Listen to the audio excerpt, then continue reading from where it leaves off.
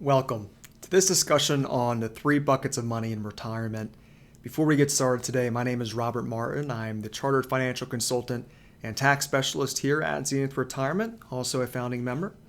And today we're going to be talking about the tax implications of your money in retirement and what we deem the three buckets of money, the three choices you'll have in retirement for choosing how to take income and its impact on your investment portfolio, on the legacy you want to leave, and then especially taxes. So let's dive into it.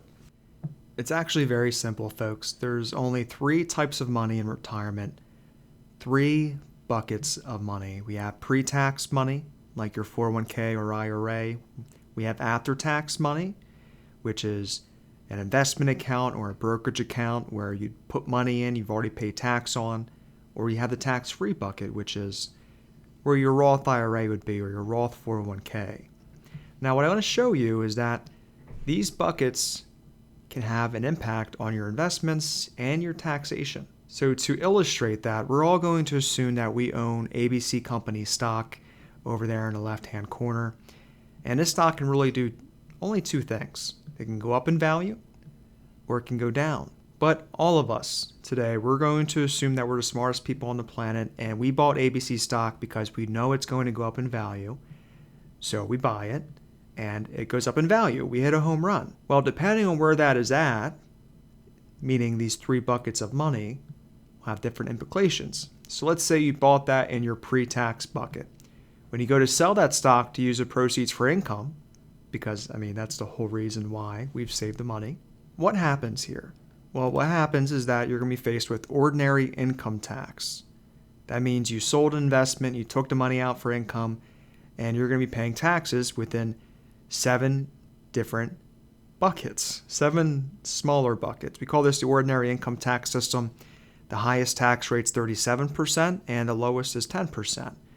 And depending on how much your investment was that you sold, you'll pay tax according to different numbers there. Now, let's say you bought ABC stock in the middle bucket and it went up in value.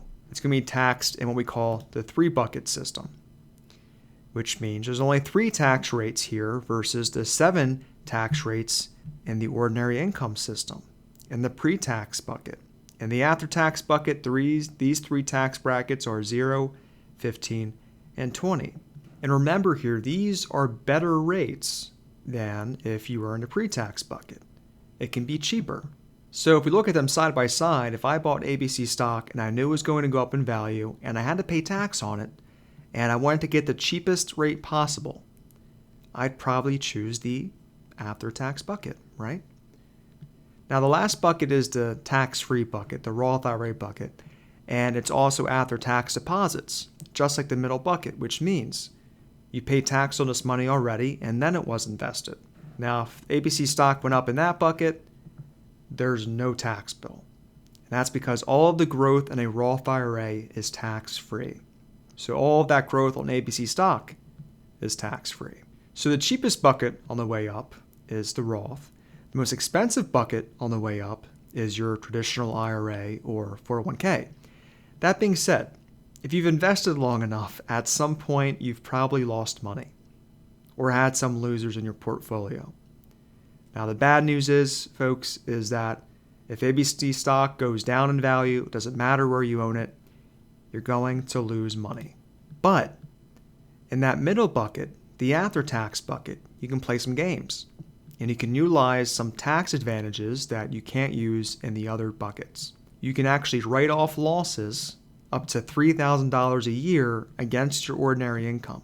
And they call that sometimes tax loss harvesting, especially if you can use the gains in your portfolio to offset the losses, or using the losses to offset the gains. The bottom line is, if you had to choose a bucket to lose money in, you'd want to do it in that bucket, in the middle bucket, because at least you can get some tax advantages on the way down. Now, if you took large losses, you might need a tourniquet, but at least this is something.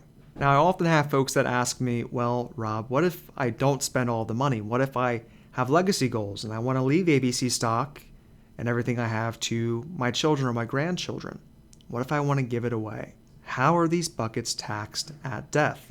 Well, your pre-tax bucket, that's taxed in a 7-bucket system, so and the left, the 401ks, IRAs, when you pass, this money that's left to your children, they will also have to pay tax at these rates as well. It stands to reason it's taxable to you. If you don't pay the tax on it by the time you pass away, your children will. But it won't be at your tax bracket. It will actually be at their tax bracket. So the consideration is, do you think that your children might be in a higher tax bracket than you are? Maybe think about it for a second. If you're 85 years old and you pass away and your IRA goes to your kids, or let's be honest, it's all about the grandkids these days, but if it does go to your kids, how old are your kids if you're 85? 55, 60, maybe 65? Probably at the highest earning years of their career. And they're getting ready to take money out of their retirement accounts, and then they're going to have to take money out of yours and pay tax on that well, and it can create a tax nightmare. Now that middle bucket, the 3-bucket system, currently as tax law stands, you get a step up in basis. So let's talk about that. Stepping up in basis means if you bought ABC stock at $100 a share and that rose to $1,000 a share, if you sold that while you were alive, you're going to pay tax on the difference, the gain. But if it gets inherited by your kids or grandkids, they get to inherit it at today's stock price. So if it grew from $100 to $1,000, they get to inherit it at $1,000, and if they sell it, they don't have to pay any tax. But you would on the difference.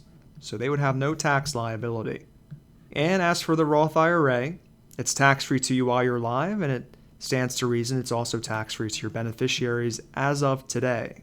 Now, the interesting thing here as well, it used to be if you inherited a pre-tax account or a 401k or an IRA from your mother or your father, you had 3 options for distributing that money. You could take it all out in a couple years, you could take it all out at once, or you could stretch it out over your lifetime. Well, they actually did away with that last option. You can no longer stretch it out over your lifetime. You now have to take all the money out in 10 years. That also applies to the tax-free money. Your children will also have to take money out of that Roth IRA, but with this difference. They won't have to pay tax on it.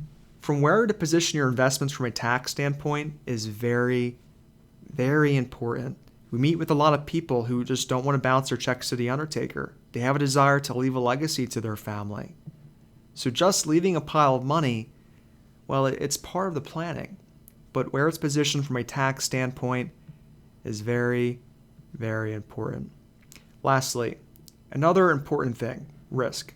After everything we've talked about, it almost seems to me that the IRS is incentivizing you to put your most risky assets in your Roth IRA, because if I bought ABC stock as an investment, it means I want to hit a home run, and I think I might be right. Well, you'd want to do that in the Roth IRA because your gain never gets taxed. Then on the other hand, we have bonds, income investments, investments that are more conservative in nature with less risk, but they should be owned in your 401ks and IRAs. We see it all the time, folks. People come to us, they want us to audit their portfolios, and we look at their portfolios, and on a scale of 1 to 99 in risk, they're taking an 80 level risk in their 401k and a 37 in their Roth IRA, and then a lot of their middle buckets in cash. And from a tax perspective, it's very inefficient, because if you had an aggressive investment in your pre-tax bucket instead of bonds and things like that, it's going to grow hopefully very well over the next 20 years, and then you're going to have to pay tax on all of that. Versus if you had that in your Roth IRA, you wouldn't. Now, even if you love every investment you own 15 different mutual funds, and you'd say to me, well, Rob, I love them all. I don't want to sell any of them. That's perfectly fine. You just need to own them in the right bucket, because we need to look at this from a tax perspective and from a legacy perspective. So with that said, it's always a pleasure educating and speaking to you about these various financial topics. Whether you're a client of Zenith Retirement or not, I encourage you to hit that subscribe button so you get notifications when we release content. We usually release a video every other week for your education. And I also take your feedback into consideration when I'm creating all these videos. So please put a comment or a question below if you want any feedback on your personal questions. And with that said, look forward to the next one.